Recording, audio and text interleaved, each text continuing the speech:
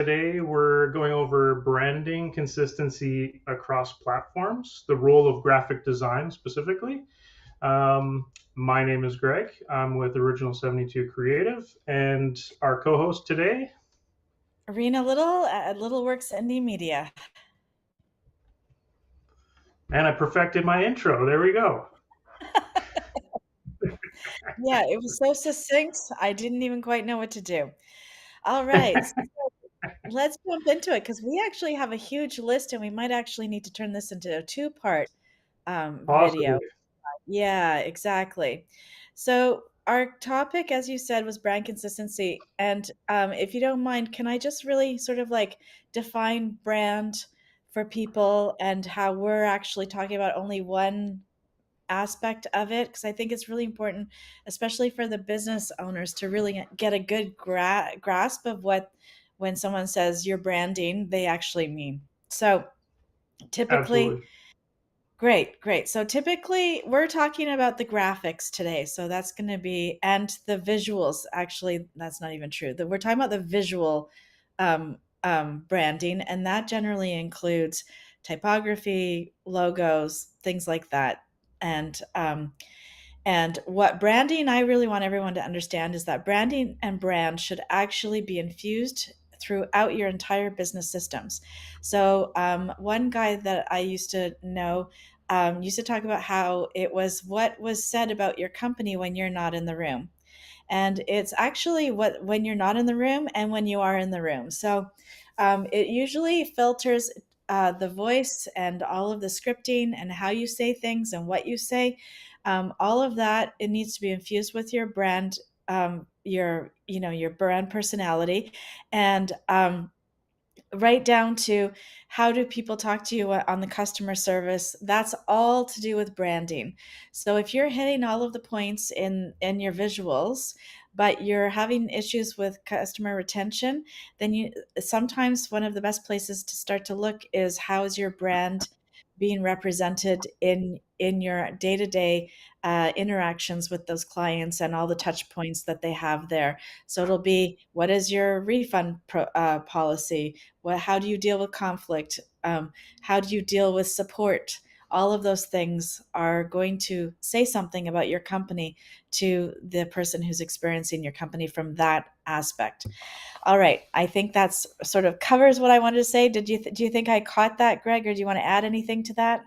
Um, No, it was good. And again, that was basically just a quick overview of branding.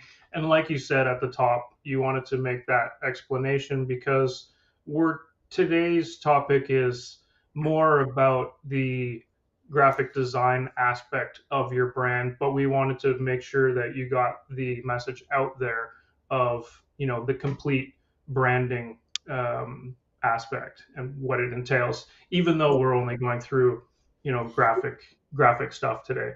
But I Yeah. think one of the things you said leads me into an initial topic of um, furthering what is design in branding. And basically, uh, if you think of any graphic material you put out, whether it be your logo or even print material like brochures, whatever it is, even your website, all of these things, um, the what it looks like is the graphical portion of your brand, and the reason why it's so important is because the brand represents your business, and you want to have that consistency across anywhere you have touch points, whether it be online, offline, in store, whatever it is. You want that cohesive look so you're building a recognizable aspect of what your business represents. So when people see things, they're instantly familiar with who you are, like just by looking at it. And it doesn't even need to say anything. It could just be colors and iconography, anything like that. But anything you build for your business, consistently using that will eventually build brand recognition to who you are. And then we'll obviously later on probably get into the how it makes you feel and things like that. That's part of branding as well. But I just wanted to get that out there initially as well. So, so one of the things that I think that Greg is getting at, which he didn't actually, you know, um, speak, is that you're right. So he's talking about the visual aspects, icons, graphics, fonts, colors, all of that stuff, all of the visual stuff. And there are rules to how those what those things are and how those things are used. And that's what your visual brand really is what are the rules that we've created so that things are consistent, but and people are evoke a certain feeling about you, and then they recognize you. So what are those rules? And that's really what we need to really talk about. How do we organize those rules? So what do we have on our first point when we meet our little note? Initially, we're going to go over why branding consistency matters, and there's a couple of key points why we would, and I touched on them in my probably rambling spiel a minute ago. Yeah, The recognition and recall of your business is why it matters. Building right. trust and credibility with your consumers is another one. And making sure you have brand loyalty are three high touch points for why it matters to have that brand consistency. Right. So, can you talk a little bit about how you build trust and credibility with your brand? Like, how do you do that? Do you know? Like, Well, it's a lot more than the graphic design aspect. So, yeah. we were, what's that? Yeah, exactly. So I guess that's where it's really actually hard to separate the visual branding from all of the rest of the branding, which is what we're Yeah. trying to do in this particular segment. So I feel like in some ways, the visual is actually the cue of what you can expect from the brand in terms of trust, credibility, and building brand loyalty. And then what happens in the deep layers of your company is how you're actually building that trust and credibility. That's Yeah, that's Brian, what I talk about. I'm super surface level, obviously, Mhm. on going over points of the graphic design aspect of building a brand and the consistency on it. But yeah, you're obviously in a complete branding process. You're defining, everything you can about your customers, about your business, and all those things before you even start to think about, okay, what do we look like, knowing all of these things. So sometimes when you work with a graphic designer who's not Greg or anyone that I work with, you might just be asked a couple of simple questions, and then you might provide people with ideas, and then they might go off and just organize according to that. But a true brand experience should really include a lengthy intake process, a conversation about your entire business, who you serve, what you do, all of that stuff, your why, your mission, all of that stuff.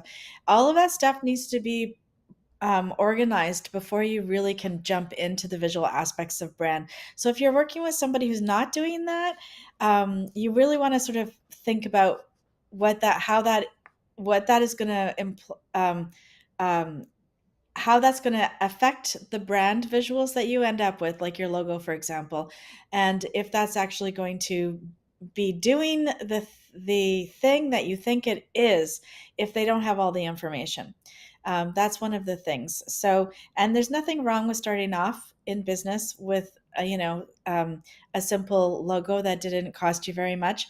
But as soon as you sort of start to build your clientele up and organize yourself a little bit better financially, you really do want to spend the money to do a better deep dive on your brand, because I guarantee you will get to year 5, between year 5 and year 10, and you're going to need to do a complete redo. It's just your marketing will can actually fail if your brand doesn't evoke the right message, our feelings from the people, and deliver the right message to your ideal client.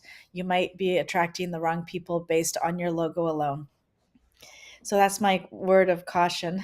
I do have to, since we're talking about logo in our next quick segment, we'll talk about the different elements which we've already touched on, but we'll just go over it quickly. But you mentioned logo, and I have a story where I saw this branding guy's TikTok video about how he was excited that he had been in business for 15 years, and he was going through all the iterations of his own logo for his business, and there was Yeah. like 14 different logos over across his 15 Oh, years. that's a lot. Were they And I was iterations? like, They're totally different. that That's all. seems like the Yeah. wrong thing to put as a brand person on your Yeah. TikTok, that Yeah. you've gone through 14 logos in That's your own business. Yeah, and then on the other hand, you can still go through 14 logos in your business if it's done correctly. So the Royal Bank is my favorite example because we look at that Royal Bank icon. If you're not in Canada, so Royal Bank of Canada, RBC, you can look it up, and It's it's online, right? has a lion, and then it has some font with the RBC below it, and it's made of royal blue and gold are the colors. And they've actually, and people like think of it as a stable logo, and they also like their logo to be stable. They're like, I've done that. I've got my logo and it stays the same forever. However, that's how you date yourself. So even if your logo is the same, you still want to change it up slightly regularly so that people don't notice the changes. So usually, what I'm doing with people, and they haven't had a logo update in a while, like maybe every few years, we'll do a little update and we'll change that color slightly and the font slightly, and we don't have to change a whole lot at that point. But the Royal Bank has done it very, very well. So you can actually go and take a look if you search them. I think it's even on a website page where the differences are there, or maybe I'm thinking of my presentation. But you'll be surprised to see how many times they actually did in fact change it slightly. There were two big changes. Once right at the beginning when they first took on that lion logo, and then there was another big change when they went from the Royal Bank of Canada to RBC. But other than that, it's just been slight shifts of font, color, and a little bit of changing on the lion's head.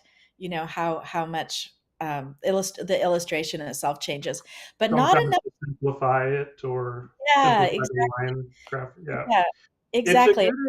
good example of how recognition works, because if the changes are so subtle and you Yeah. can still instantly recognize this as Royal Bank, which you can, that Mhm. shows, how powerful that recognition that you build Yeah.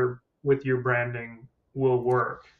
Yeah, so branding remains the same, but the elements within can change slightly and should evolve because the last thing you want, and really, if you're a bank, usually you're not choosing um, um, trendy fonts like the new fonts. You're choosing very stable classic fonts.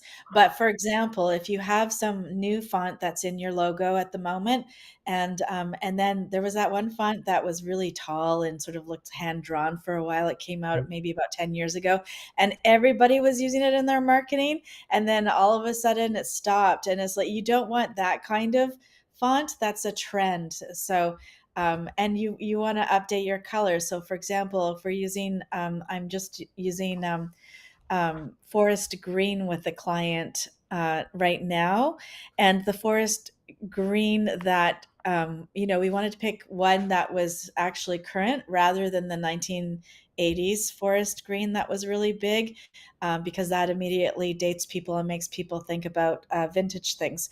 So you really want to be on top of who's choosing your colors. Like, don't choose the colors for your designer. You can give them color selections of things, of areas that you like, but let them choose the exact color. We're actually changing the font color, the complementary colors for another client. Showed them yesterday, and they're quite different in my to my eye. And the first thing that she said is, "Oh yeah, those are approved because I can't even tell the difference between those colors." And yet to me, there were some drastic, the brightness, intensity of one color was quite different, and then another color was completely different, and then the black was more subtle. So it can be that way. So just be open to your design professional. It really depends also on how it's presented, because it's true that you could have two colors that look quite different when they're next to each other or on the same page. But if you look at them separately, one at a Yeah, time, you might not even notice, right? It's one absolutely, of those illusion things in totally. graphic design where you could have multiple colors in use, but they Yeah, look almost the same. Or true. one looks off because it's next to black or it's on white. It looks completely different from that exact same color on the reverse background, right? So there's tricks that the eye plays. So I Yeah, always present those, and I'm sure you will do this all the time. Is present the colors together so that yeah, the client that's can exactly see what we the did. differences between them. Oh yeah, except for in this example that I give you, the swatchers were right next to each other, Oh, and she really? said, "Oh yeah, I don't see a difference." And I'm like, Uh, "Okay, cool, it's approved. Let's move on." it must have And been pretty subtle. no, well, not No, to my eye. No, I if I showed it to you, I think you'll definitely agree with me that it's not subtle. they may have been indifferent to it as well. Like It's they'll possible. just be blind to it because they really don't care Well, um, I as honestly, much.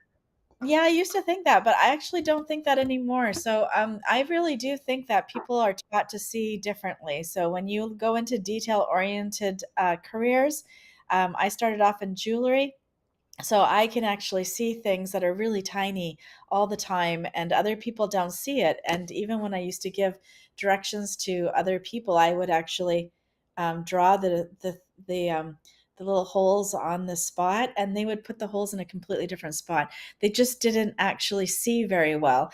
And when I work with some developers and I present designs and to them, and they hand me back the draft development, and there are differences, and I'm like, how did you miss that these are all caps and the design is not? Like, these are the things that I think people some learn to see when they're in particular fields, but not everybody, and you can't really always teach that. But anyways, that's a whole One other of the things I'm gonna get on, because I'm gonna blow through a couple of sections because I want to get further down to something more meaty, which I think you'll like more. But I just wanted to reiterate the power of looking at something and not noticing things as it, like, other than color. The 7-Eleven logo, the N in seven is lowercase, all thing. other letters are uppercase. And Yeah, even I didn't notice this until it was pointed out, like on some Instagram video or something like that. And I was like, oh my God, I never noticed that. yeah, yeah. And then I was looking at quotations, single quotations around a logo the other day, and it didn't look right to me. And then finally, I figured out that it's not a quotation that they had at the beginning, and it wasn't meant to be a quotation. Although, sort of it is like conceptually, but not clearly. It was actually a comma that they had pushed up to the top, so it Hmm. was the wrong direction for quotations. Hmm. And the other one, so it was supposed to look like it was for Indeed. No, it's not for Indeed. Glass Like door. Glassdoor. So it's actually supposed to be a G and a D. The quotations look like a G and a D, and the designer pointed. See, once you know about it, you're like, okay, but Makes sense. I But I still feel while there is meaning behind it, it just looks wrong. I was asked my opinion, and I paused and said, I'll come back to you next week because I wasn't feeling very well that day. And so everything was a little on the negative side. I'm going to look at it again and see how I feel about it next week. So I'll let you know.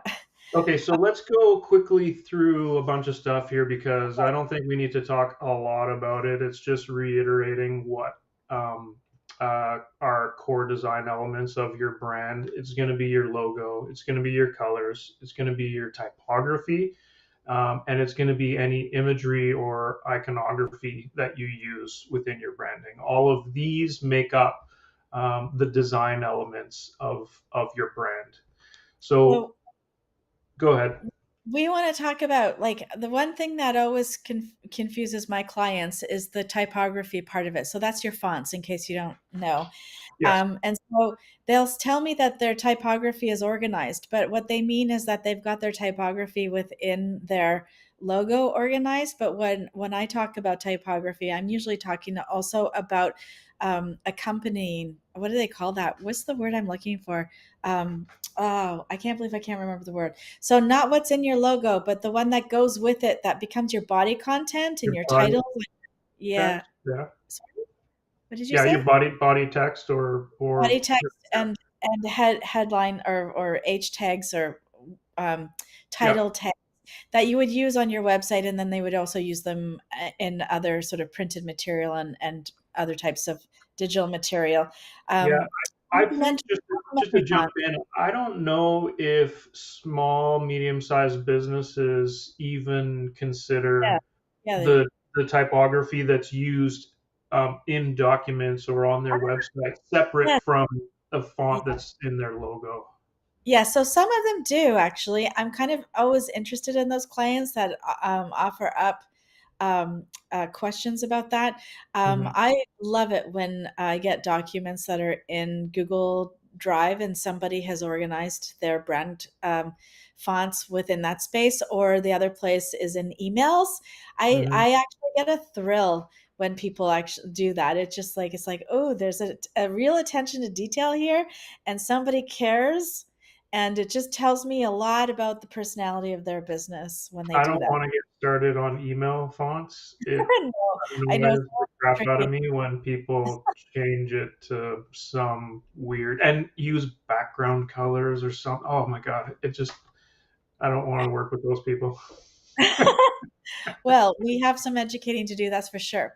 Okay, so what's our next point? Okay, so again, we'll go through this quick because it's basically like where you're gonna the all of the places that you're gonna use branding. So your website, through your social media, in your email marketing, offline materials like print brochures, posters, anything of those sorts, Yeah. in-store signage and merchandising. You always want to make sure that's in line with what you've Yes. defined as your brand. Yes. Your Yeah, presentations, contracts, those are all really good too.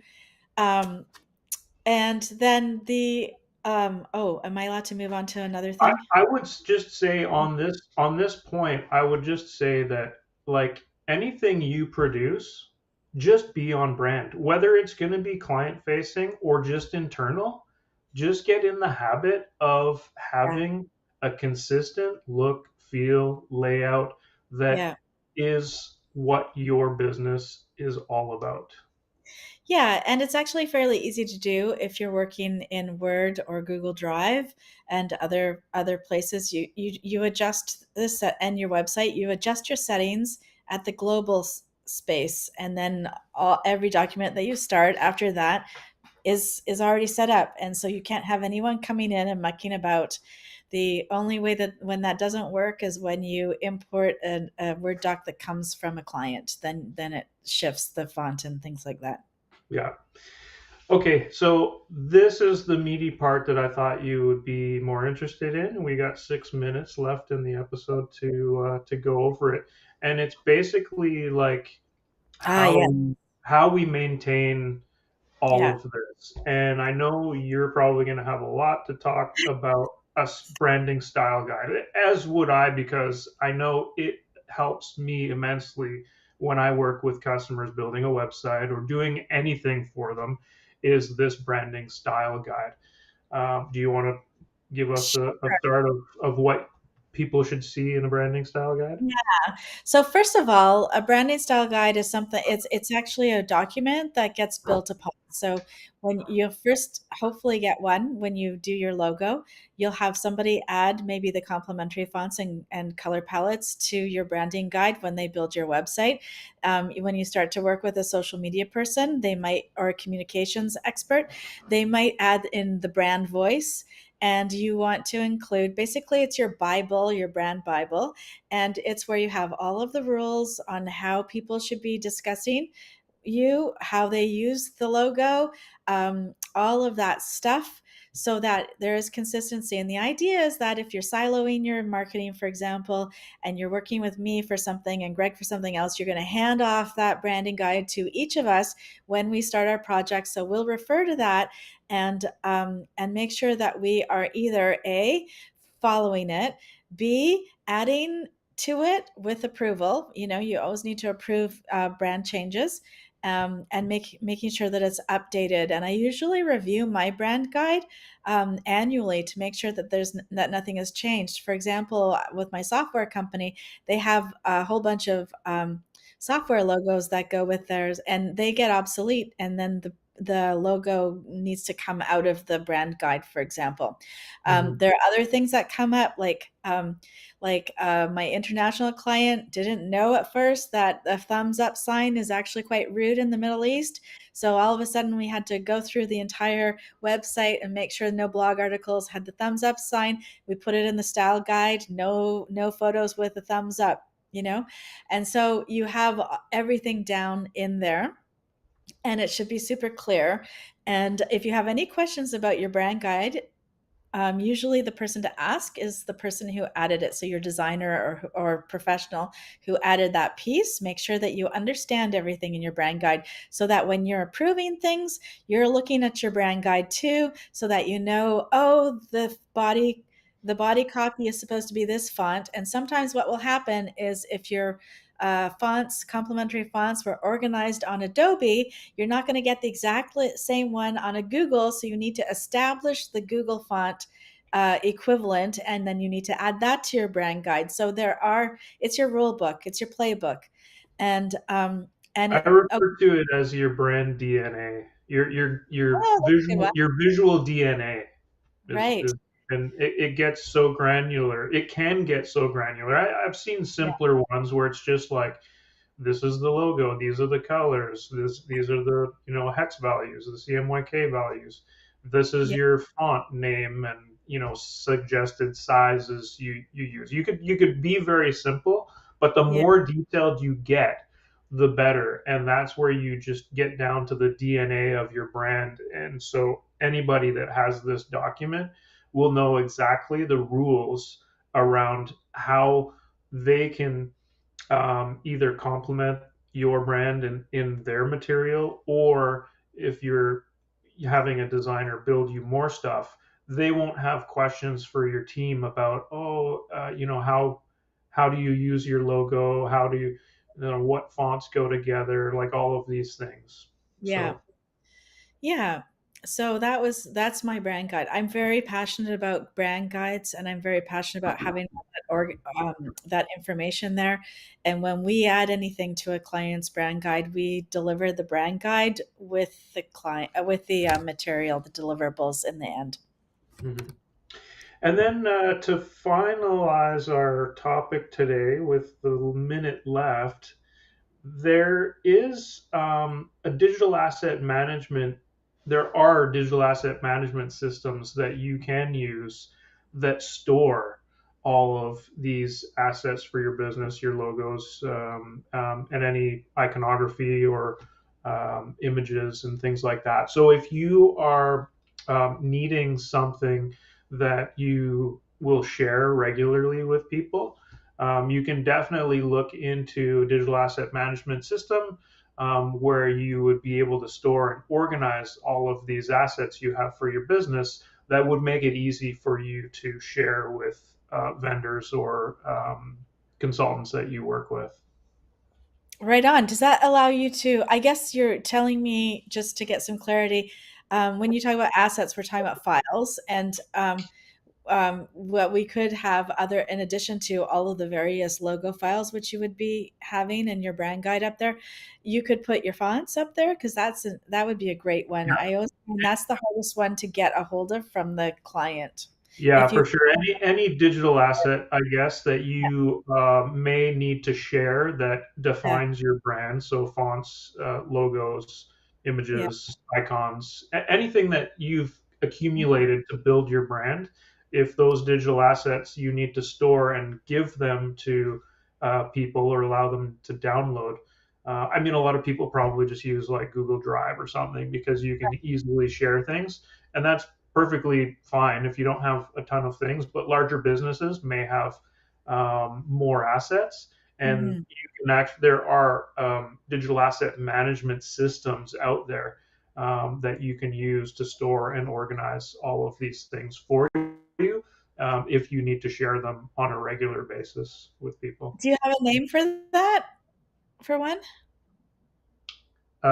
Name of a digital asset. Well, Adobe has their own digital asset manager. Yeah, okay, all Um, right, got it.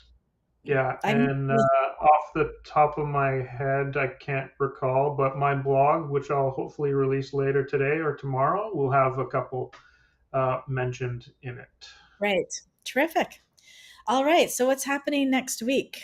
Let me take a look on the calendar.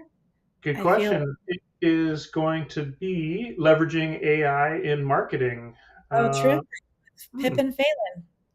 All right, so for those of you who are watching this outside of our Facebook group, we are actually in the Business Marketing Mixer Facebook group. You can join us there, or you can simply come back next week at 11. Um, yeah, 11 o'clock. I got a little blank there. And watch us where you found us. I'll see you next week. No, we'll see you for in 2 joining, weeks. everyone.